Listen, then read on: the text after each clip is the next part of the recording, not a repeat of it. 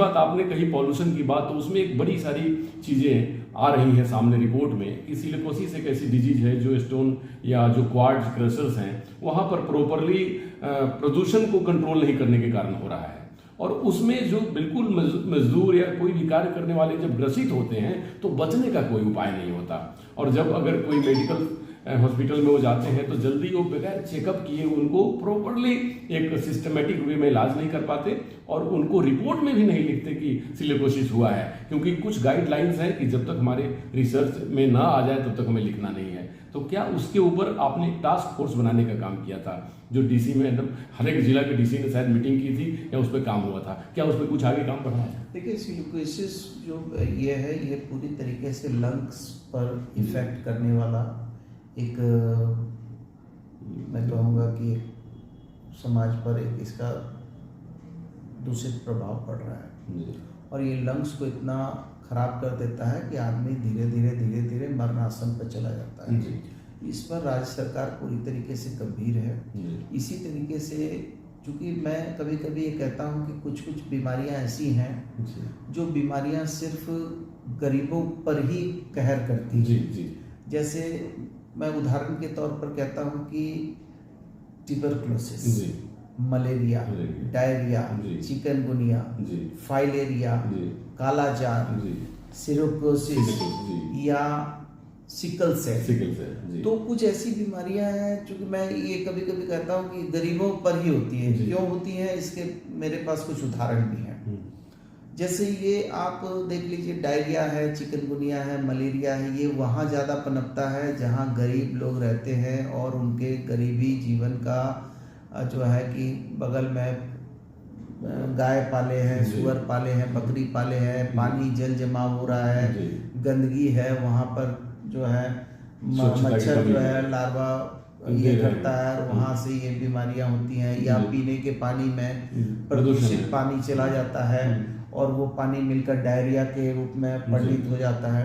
हम कभी कभी कहते हैं कि जो हमारा काला जार है, काला जार मतलब बालू मक्खी, सफ़ेद बालू मक्खी जिसको हम कहते हैं, तो वो कहाँ पर पनपता है? वो वहाँ पर पनपता है जहाँ पर गरीब लोग रहते हैं और घरों में, मिट्टी के घरों में रहते हैं, जहाँ पर मिट्टी में दरार होती है और उस दरार में जो है जाके बालू मक्खी रहती है। बल्कि मैं कभी कभी ये भी कहता हूँ कि सांप और कुत्ता भी गरीबों को ही ज़्यादा काटता है। कभी लोग हो सकता है कि मेरी बात को मजाकिया अंदाज में ले, लेकिन मैं कभी इस बात को कहता हूँ क्योंकि आपने देखा होगा झोपड़ियों में चित्ती सांप प्राय मिलता है। चित्ती सांप एक ऐसा सांप होता है जिसको करैत हम कहते हैं और वो करैत बड़ा छोटा सा होता है और वो अमूमन इंसान के घर में ही ज़्यादा रहना पसंद करता है। और रात बिरात लोग ज़मीन में सोते हैं, खटिया में सोते हैं, तो वो काट लेता है, तो आदमी को पता भी नहीं चलता कि चूहा काटा कि सांप काटा या किसी कीट ने काटा, और सोए सोए लोगों की मौत हो जाती है। मैं कभी कभी कहता हूँ कि कुत्ता भी जो है गरीबों को ही काटता है ज़्यादा। तो आज ये इसलिए मैं इसके लिए बहुत गंभीर हूँ कि एंटी वेनम कहीं कम ना हो जाए। आज मैंने देखा कि जमशेदपुर के कुछ पेपरों में दिया कि एंटी वेनम के कमी से एमजीएम में मौत हो गई। मैंने तुरंत पूछा तो पता चला कि किसी समाचार पत्र ने बिना जाने समझे हुए लिख दिया है। हमारे पास पूरे राज्य में पूरा हमने समीक्षा किया है कि हमारे पास पूरे राज्य में एंटी वेनम है, एंटी रेबिस है, कहीं इसकी कोई कमी नहीं है। और हम लोग जो है, हम हमारे बच्चों को, जैसे मैंने आपको कहा सिकल सेल के बारे में, सिकल सेल क्या है? सिकल सेल एक ऐसी बीमारी है जो विशेष करके ट्राइबल और गरीबों में होती है, विशेष करके ट्राइबल में। एक तरफ हम पीसीपीएनडीटी एक्ट में हम, आप जानते हैं कि देश के पैमाने पर भी और राज्य के पैमाने पर भी बच्चे और बच्चियों में अंतर हो रहा है।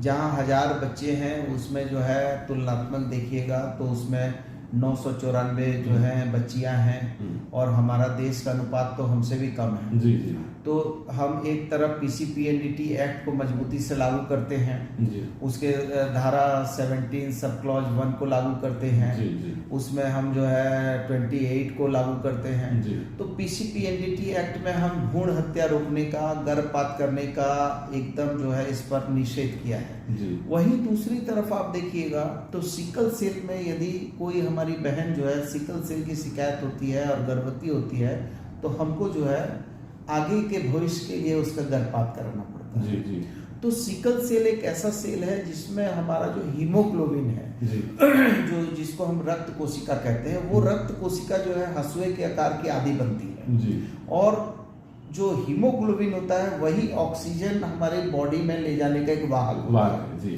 जी और जब वो हमारा सिकल सेल के हम शिकार हो जाते हैं तो अमूमन हमारी उम्र से हम 20 साल कम हो जाता है हमारा जीवन आयु। जी जी तो हम उसमें कहते हैं कि सिकल सेल जो होता है उसमें हम जो विवाह करने वाले लोग हैं, जो विशेष करके ट्राइबल है, उसमें हम लोग अपनी जांच करवा रहे हैं कि कैसे करके सिकल सेल को रोकने के, क्योंकि अभी तक सिकल सेल को मतलब इसमें कोई रोकने के बहुत बड़े कोई कारगर हमारे पास पूरे दुनिया में भी कोई रिसर्च ऐसा हुआ नहीं हो पाया है। जी। उसका एक आंशिक हो रहा है जी। लेकिन वो अभी तक उसके समापन का, जैसे पोलियो का हमने विश्व स्तर पर, भारत के स्तर पर तो समाधान कर ही दिया। जी टीबी अभी को लगभग कर रहे हैं पाकिस्तान में थोड़ा बहुत पोलियो है, जी लेकिन आप देखिएगा हिंदुस्तान में हमने जो है पोलियो पूरी 100% तरीके से लगभग। समाप्त कर जी दिया। जी जी कालाजार भी है तो कालाजार हमारे राज्य में 4 ऐसे जिले हैं जो संथाल के 4 जिले हैं, उन्हीं में कालाजार का रोगी पाया जा रहा है। अभी मैंने समीक्षा बैठक किया तो हमने अभी पूछा कि भाई जो हमारा जो है ये बीमारी जो होती है जी आपको विकलांगता वाली, जी और उस बीमारी में 2 तरह से बीमारी होती है विकलांगता का। एक फाइलेरिया का मच्छर जब काट लेता है जी तो वो मच्छर जब काट लेता है तो हमको 10 साल तक पता ही नहीं चलता है कि हमारे बॉडी में जो है उसके कण आ गए, कन आ गया और पनप रहा है। तो हम उसमें एंडोसल्फान एल्बेंडाजोल वगैरह जो है देते हैं और कुछ उसमें 2-3 तरह की दवाइयां हैं, क्या एक टैबलेट क्या बोलते हैं वो दवाई, मैं नाम भूल रहा हूँ, तो वो दे के हम लोग उसका रिएक्शन देखते हैं। जी जी तो एक तो वो है, दूसरा हमारा जो है कोड़ जिसको आप कहते हैं, जिसको साधारण भाषा में हम कोड़ कहते हैं, तो उसमें भी हम लोग जो है शरीर का जो अंग जो है वो डैमेज होने लगता है। जी तो इसमें हम लोग उसमें हवाई चप्पल वगैरह, उनकी जो चप्पलें होती हैं वो दवाइयों से युक्त होती हैं। तो हम लोग बहुत तरह से हम माननीय मुख्यमंत्री जी के सानिध्य में हम स्वास्थ्य की दिशा और दशा को मजबूत करने के लिए लगातार प्रयास कर रहे हैं। और मैं ये समझता हूँ कि झारखंड ने देश के भी पैमाने पर हमने एक अभी रिम्स में रोटेशन पॉलिसी लाया जी कि जो हमारे जितने हमारे रिम्स में एचओडी हैं वो एचओडी जो हैं उनको रोटेशन करेंगे। और वही रोटेशन जब हमने लाया उसके खिलाफ में लोग हाई कोर्ट गए, हाई कोर्ट ने रोटेशन पॉलिसी पर कहीं स्थगन नहीं दिया, लेकिन आज वही रोटेशन पॉलिसी को जो है आत्मसात करने के लिए एम्स आगे बढ़ रहा है। जी तो ऐसा नहीं है, हमारा झारखंड जो है, हम गरीब हो सकते हैं, हम जो है ट्राइबल हमारा स्टेट हो सकता है, हम परेशानियों से भरे हो सकते हैं, लेकिन हम एडवांस प्लानिंग वाले लोग हैं जी और हमने एडवांस प्लानिंग करके बताया है। चाहे आप देश का आज़ादी का इतिहास उठा के देख लीजिए, जी आज़ादी का इतिहास को लिखा था 1857 में जी कि आज़ादी का इतिहास 1857 का था, जी। लेकिन जो है बाबा तिलका मांझी ने 1769 में ही अंग्रेजों के खिलाफ बिगुल फूंक दिया। 1831-32 में बुद्धू भगत ने बिगुल फूंक दिया। 1855-56 में सिद्धू कानू ने बिगुल फूंक दिया। जी फिर 1800 ये हमारे जो है भगवान बिरसा मुंडा ने बिगुल फूंक दिया। तो हम एडवांस प्लानिंग के लोग हैं और हम निश्चित तौर पर हमारे राज्य में अभी देखिए मलेरिया के केस, चिकनगुनिया के केस, डायरिया के केस बड़े कम हुए। क्यों कम हुए?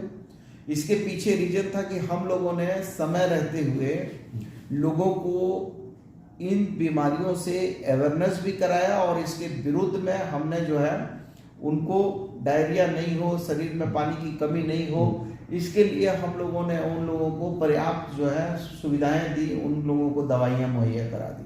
हम लोगों ने समय रहते हुए लार्वा वगैरह मारने के दिशा दशा में काम करना प्रारंभ कर दिया।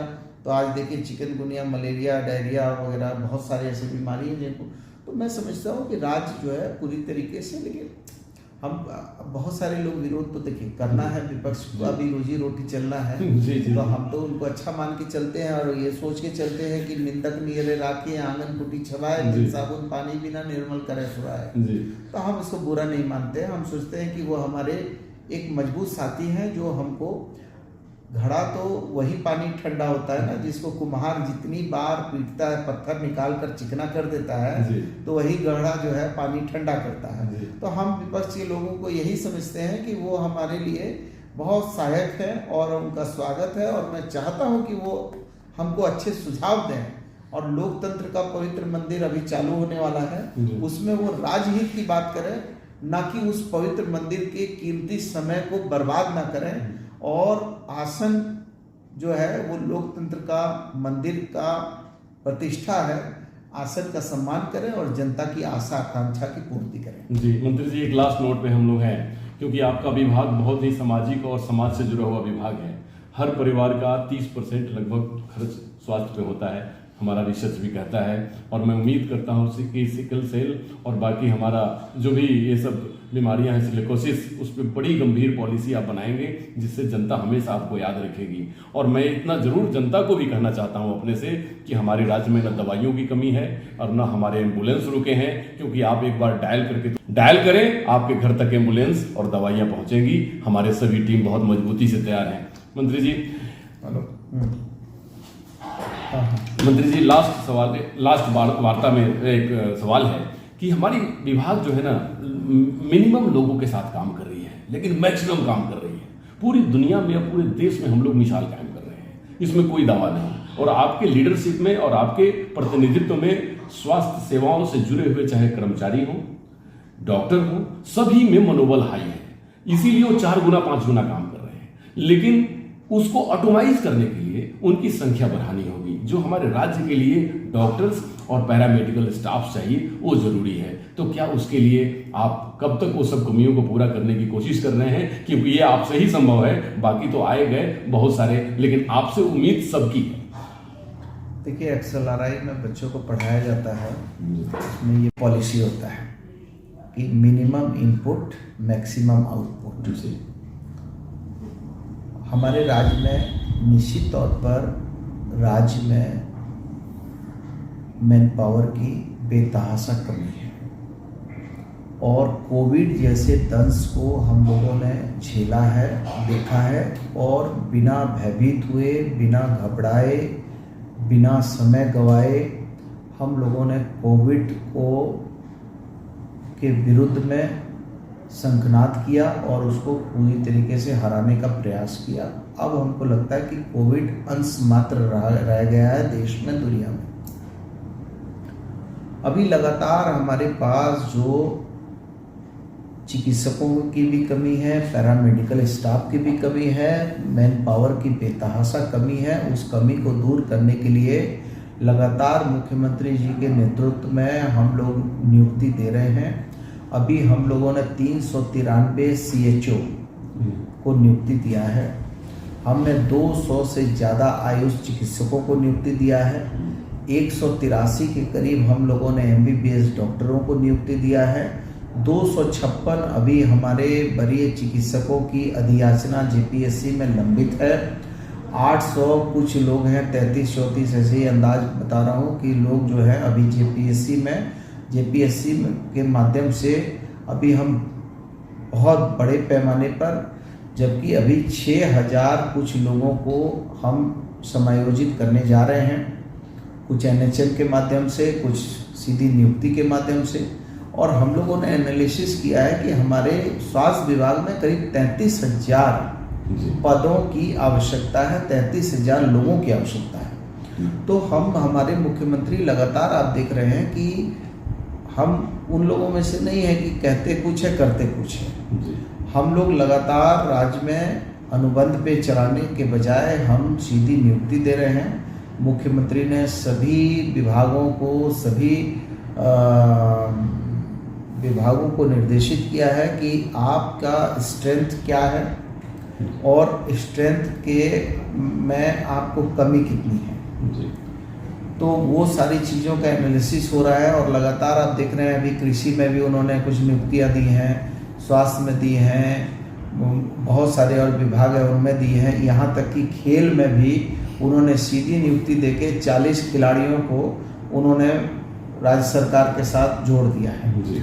तो मैं ये समझता हूँ कि हमारी नीयत साफ है, नीति साफ है और हमारे काम करने की पद्धति साफ है।